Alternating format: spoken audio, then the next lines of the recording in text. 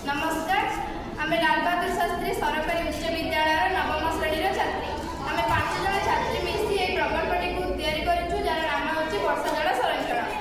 मु तपस्विनी साहू नवम श्रेणी छात्री। नमस्कार, नवम श्रेणी छात्री। नमस्कार, नवम श्रेणी नमस्कार, स्वाति विनोदी नवम श्रेणी छात्री। नमस्कार, नवम श्रेणी छात्री। आम समस्त जानते जल ही जीवन, किंतु वर्तमान विज्ञान अग्रगति होते आम उन्नतिर चरम सीमार पहुँची सारी आम एक सुस्थ परिवेश कथा भूली जाऊँगी।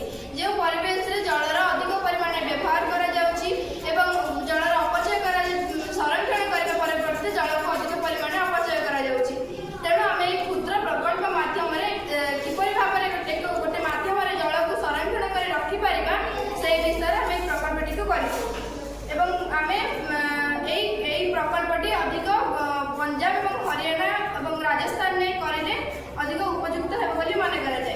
तेणु एक कोठाघर बर्तमान कोठाघर प्रत्येक गाँव में प्रत्येक सहर में प्रतिष्ठित होम कोठाघर छात उपर एक बड़ कुंड स्थापन करवा जो वर्षा हम बहुत कम समय जो वर्षा होते जल गुड़िक सब से कुंड भितर रही एक पार्श्वर एक फिल्टरिंग मेसीन रखा जहाँकि विशुद्ध जल को विशुद्ध करने संगे संगे से जल आमको स्वास्थ्यकर हो पार।